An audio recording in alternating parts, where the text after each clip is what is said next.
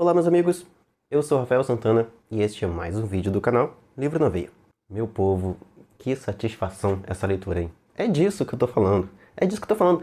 É um livro de estreia? É um livro de estreia, mas o autor pensou em todos os detalhes, o autor se dedicou, ele criou uma história extraordinária, sabe? Não tem como você terminar a leitura do livro que eu vou comentar no vídeo de hoje, que vocês já sabem qual é, né? Porque vocês já viram na capa. Não tem como você terminar essa leitura sem pensar assim, eu preciso falar desse livro para todo mundo. Que história, e merece, hein? Merece adaptação no cinema. Esse cara merece ganhar muito dinheiro ainda na carreira. Não sei, não li As Musas, não li também Fúria, que chegará em breve às livrarias, mas já estou providenciando, já estou passando aí um monte de outras leituras, até me embolei aqui, passando muitas outras leituras, né? Furando a fila, porque eu quero ler tudo que esse cara escrever daqui pra frente, sinceramente. Esse cara, no caso, é o autor Alex Michaelides. E o livro que me fez me tornar fã dele é esse daqui, A Paciente Silenciosa, que eu li em e-book, mostrei num vídeo bem recente pra vocês os últimos e-books que eu comprei. E A Paciente Silenciosa estava lá. E claro que eu não poderia escolher outra história senão essa, para ser a primeira de todas desses novos e-books que eu adquiri. Gente, pensa num livro que você vai lendo, vai lendo, vai lendo e até um certo momento você não dá nada pela história. Você pensa assim, até para onde aquilo está indo, né? Para onde essa história está me levando? E de repente, quando você vai juntando as peças e quando chega no finalzinho do livro, ali nas 20, 30 últimas páginas, que você é surpreendido por uma reviravolta maravilhosa. Olha, que coisa boa, hein? Pensa no chocolate. Se você é fã de chocolate, você vai me entender, tá? Mas não tô falando de chocolate de mercado, não. Tô falando daquelas marcas, sabe? Copenhagen, Lindt. Acho que é assim que se pronuncia o nome dessa marca, Lindt. Que outras marcas? Tem muitas outras aí, que eu nunca nem senti o cheiro, né? Mas, por exemplo, já comi um chocolate da Lindt. Já tive esse prazer. E não tem, sabe? É como comparar. Pega uma trufa da Lindt e compara com uma serenata de amor. É mais ou menos comparar um livro bom com um livro ruim, tá? É outra experiência. E a Paciente Silenciosa, eu vou deixar a capa aqui para não ficar segurando o tablet toda hora, que eu estou com medo desse tablet cair da minha mão. Principalmente quando fico aqui gesticulando demais, né? Pensa num livro bom. É como comer um chocolate de primeira qualidade.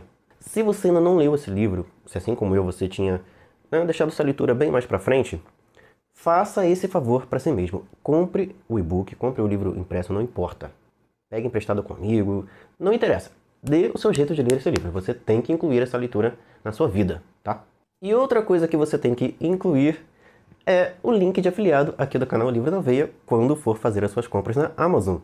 Demorou, mas finalmente o canal Livro na Veia vai ter o seu link de afiliado. No dia em que eu estou gravando esse vídeo, eu alcancei a marca de 601 inscritos aqui no canal. Eu tinha prometido para mim mesmo que quando eu alcançasse esse número, eu ia me cadastrar lá na Amazon para começar a tentar monetizar o canal.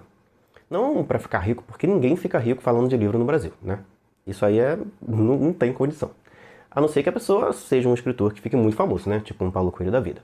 Mas ganhar, assim, rios de dinheiro com um livro não é uma coisa, não é uma realidade aqui no Brasil. Porém, dá para se sustentar, dá para ter algumas coisas básicas na vida. Entre elas, claro, manter o canal no ar, que é o principal objetivo com o link de afiliado da Amazon aqui nos nossos vídeos. Então, presta atenção, gente, por favor. Se você é um cliente assíduo da Amazon, se você está sempre por lá comprando alguma coisinha, antes de comprar algo na Amazon, vem aqui nos meus vídeos, tá bom? Em qualquer vídeo, não importa. Eu vou colocar o link em todos os vídeos. Clique no link de afiliado, que vai ficar na descrição de cada um dos vídeos aqui do canal, e faça suas compras, tá bom? Você não vai gastar nem um centavo a mais com isso, porém, qualquer coisa que você comprar, não importa o valor, você vai estar ajudando o Livro na Veia. Se você gosta do canal, se você gosta do meu conteúdo e do papo que eu bato com vocês aqui, dia sim, dia não, né? Segunda, quarta, sexta, me ajude, tá bom? Sempre que você puder, sempre que você for fazer alguma compra na Amazon, clique no link de afiliado aqui do canal e depois faça suas compras por lá, certo? Vamos então para a resenha de A Paciente Silenciosa. Eu vou meio que traçar dois paralelos aqui, porque esse livro tem dois protagonistas. Temos a Alicia Berenson, que é a paciente silenciosa do título, E temos o personagem Tel Faber, ia falar Tel Becker, não sei porquê. Tel Faber, que é um psicoterapeuta forense e é o profissional que vai trabalhar com a Alicia, que vai tentar de todas as formas fazer ela falar de novo. Primeiro eu vou comentar sobre a Alicia, depois sobre o Tel e vou dizer em que momento que os caminhos dos dois vão se cruzar nessa história. A Alicia é uma mulher de aproximadamente 33 anos. Ela tem essa idade quando o crime do livro acontece. E ela é uma pintora já bem reconhecida, já com algum sucesso ao longo da sua carreira. E ela tem alguns traumas de infância. Ela passou por situações bem complicadas que nenhum ser humano merece viver, certo? Na infância dela. A mãe dela faleceu num acidente de carro em que a mãe dela bateu de propósito com o carro em uma árvore. E a Alicia estava junto com a mãe nesse carro. A mãe faleceu e a Alicia não. E a Alicia era bem criança na época e ela tem certeza, ela tem convicção de que a mãe fez aquilo de propósito. De que o objetivo da mãe era tirar a própria vida e também tirar a vida dela, da Alicia. Ou seja, que trauma terrível, né? Uma criança ter certeza de que a mãe dela tentou matá-la, certo? Além disso, ela também passa a ter uma relação um pouquinho conturbada com o pai, depois dessa situação, desse acidente, e ela convivia com outros parentes, além do pai dela. A Alicia tem um primo chamado Paul. Sim, minha memória não me deixou na mão dessa vez. É Paul, o nome do primo da Alicia. E uma tia chamada Lydia, que é uma pessoa assim, bem carrasca, né? Bem tenebrosa. E o pai, olha só, vejam bem. O pai da Alicia, num certo momento ali da adolescência dela, a Alicia estava no telhado, fumando com o primo Paul, e ela ouviu uma conversa do pai dela com a Lydia, que é a sua tia, falando que preferia que a Alicia tivesse morrido naquele acidente em vez da Eva, que é a mãe da Alicia e esposa do pai dela. Imagina, primeiro você descobre que a sua mãe queria te matar, depois você ouve o seu pai dizer que você que deveria ter morrido em vez da sua mãe. Ali a Alicia viveu uma espécie de ruptura, uma situação assim mental, psicológica bem complicada, que meio que cravou na mente dela que ela não merece estar viva, ou que as pessoas não querem a vida dela.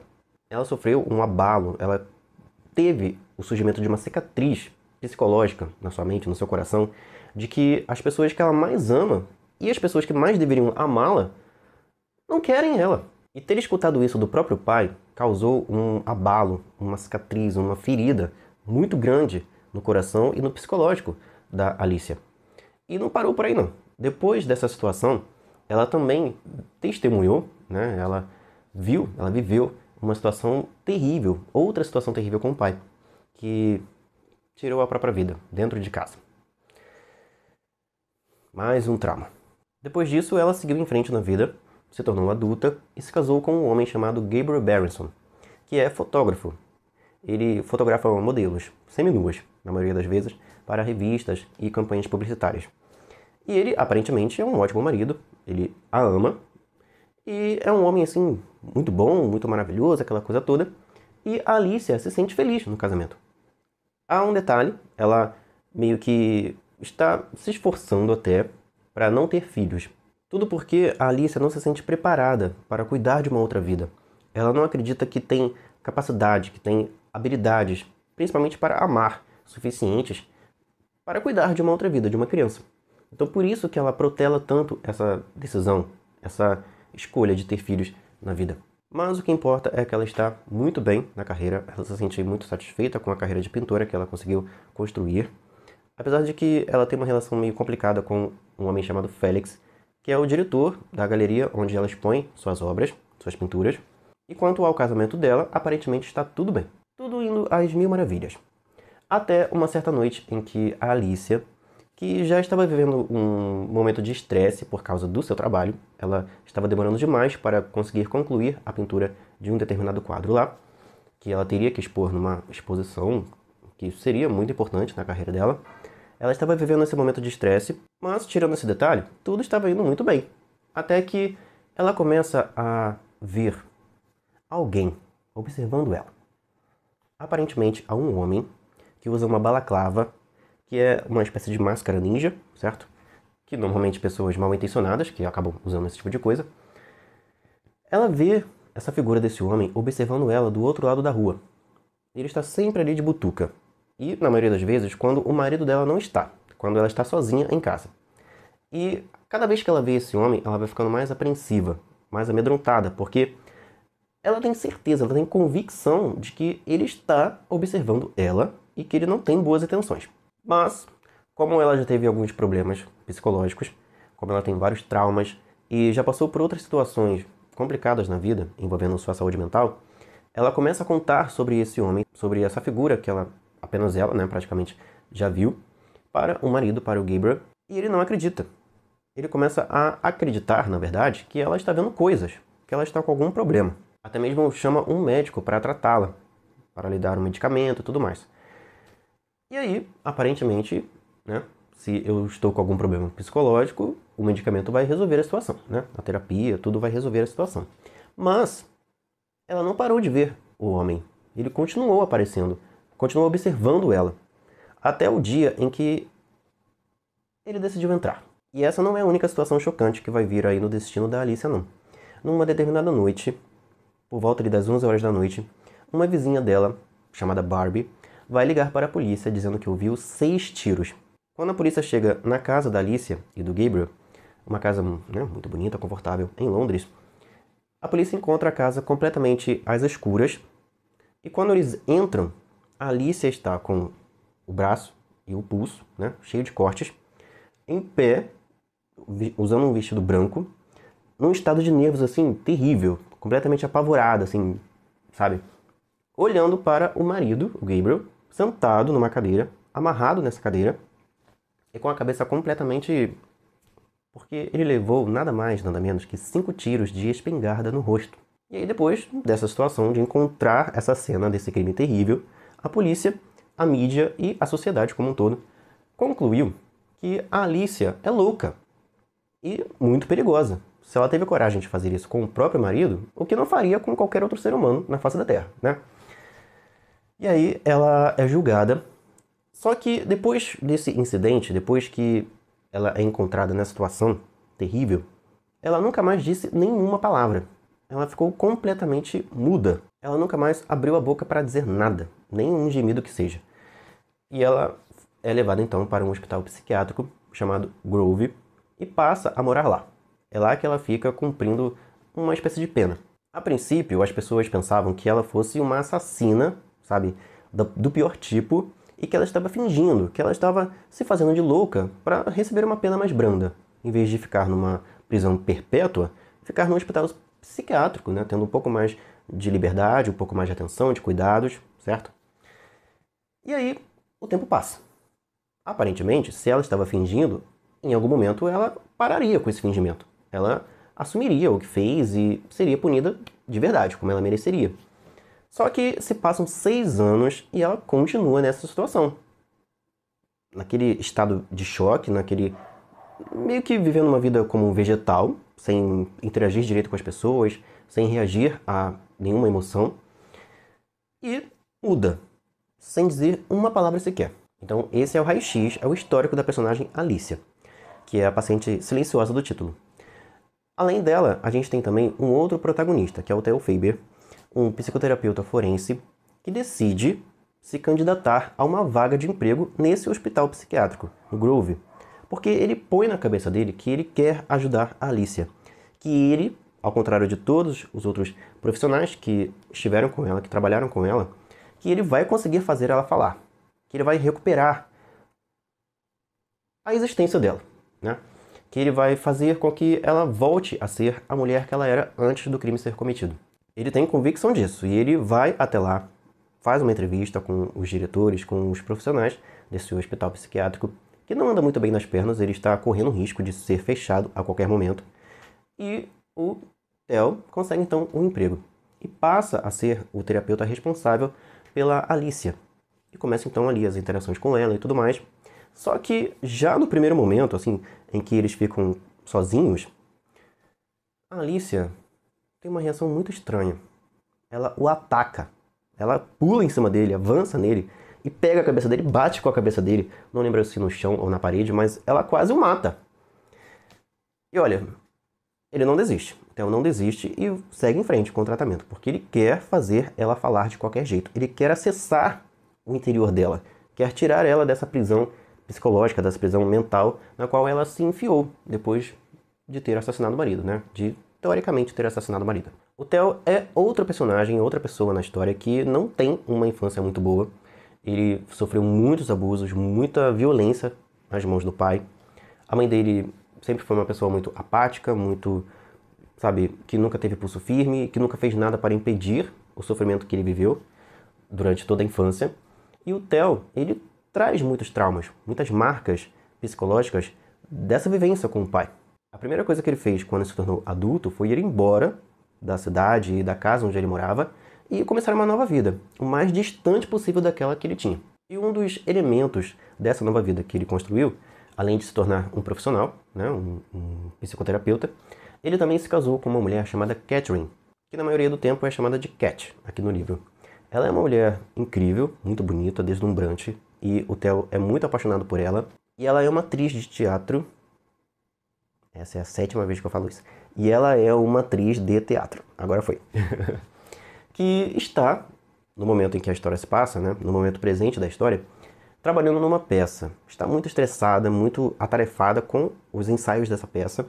E ela tem ficado várias vezes ao longo dos dias que se passam ao longo da história, trabalhando até tarde, ensaiando até tarde com os outros atores e com os diretores. E por causa disso, o casamento dela com o Theo meio que começa a ficar um pouquinho abalado. Porque ele fica pensando, será que ela realmente está tão ocupada assim com essa peça? O que está acontecendo, né? E aí, num certo dia, ele encontra o computador da Cat aberto e com o e-mail dela logado. E quando ele dá uma xeretada, uma bisbilhotada na tela do computador, ele encontra conversas bem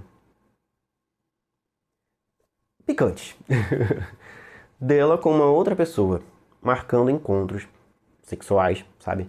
Coisas assim bem, né? E aí ele fica apavorado. Ele pensa assim, estou sendo traído, estou ganhando chifres. A minha esposa que, né, aparentemente me ama, não está me amando tanto assim. Ela está buscando, né, prazer em outros lugares, com outras pessoas. E o que está acontecendo aqui? Como é que eu vou resolver essa situação? Isso, né, essa descoberta dessa possível traição da Cat, abala, mexe com as feridas emocionais do Theo, porque é mais uma pessoa a quem ele amava e que deveria amá-lo também, que o fere, que mexe com a cabeça dele e que faz com que ele acredite que ninguém o ama de verdade. Ninguém nunca o amou de verdade ao longo da vida dele. Ou seja, que a gente tem duas semelhanças entre a Alicia e o Theo. Ambos tiveram infâncias bem complicadas e foram desprezados, né, maltratados por pessoas, né, pelas pessoas que mais deveriam amá-los. Num primeiro momento, o Theo começa a ficar mais frágil, emocionalmente falando. Ele até volta a usar maconha, que era uma coisa que ele usou na juventude, né, para aplacar esses problemas, né, psicológicos, essas dependências emocionais que ele tem. Ele afogava as dores dele no uso de maconha. Só que agora ele, aos poucos, vai tomando uma outra atitude. Ele vai criando coragem, não só apenas para confrontar a Cat, né, buscar a verdade através dela, mas para encontrar, né, para ter uma prova, tirar a limpo essa história de que ela está realmente traindo ele. E nesse meio tempo ele vai vivendo essa relação, digamos assim, de profissional e paciente com a Alicia, tentando fazê-la falar, tentando destruir as barreiras emocionais que há nela, as amarras, né, na qual ela mesma se enfiou. E aí, conforme o livro vai avançando para o final, algumas peças vão se juntando, alguns destinos vão se entrelaçando. E aí a gente descobre um segredo terrível. Mas é claro que eu não vou contar o final aqui nesse vídeo, tá? Porque seria uma traição da minha parte fazer isso com você que ainda não leu A Paciente Silenciosa. A reviravolta desse livro é uma coisa assim tão bem bolada, tão bem planejada, que eu vou fazer uma coisa que eu ainda não fiz para nenhuma autora aqui nesse canal. Palmas para você, Alex. E já vou avisando que eu vou furar a minha promessa de não comprar livros nessa primeira metade do ano. Já furei um pouquinho aí comprando e-books que estavam por preços incríveis que eu não poderia perder. Mas eu vou ter que furar mais uma vez, porque eu preciso comprar Fúria, o novo livro do Alex. Eu lerei o quanto antes um Musas, que já está aqui na minha estante, e vou encaixar aí em breve também, talvez em abril ou maio no máximo, a leitura de Fúria. Porque, olha, se qualquer outra coisa que o Alex Michaelides escrever estiver no mesmo nível de A Paciente Silenciosa, vou ler tudo que esse cara publicar. Então é isso, pessoal. Fica aí essa indicação de leitura de suspense, olha, de primeira qualidade, hein? Eu vou ficando por aqui. Muito obrigado a você que viu esse vídeo até esse momento, que deixou o seu like, que vai comentar, né? Seja você leitor ou não desse livro, deixe nos comentários o que você espera ou o que você achou dessa história. E claro, se você for adquirir qualquer coisa na Amazon, compre através do meu link de afiliados aqui do canal Livro na Veia para ajudar o nosso canal a crescer cada vez mais e a trazer muitos e muitos livros incríveis para vocês em resenhas por aqui. Um forte abraço e a gente se encontra nos próximos vídeos aqui do canal.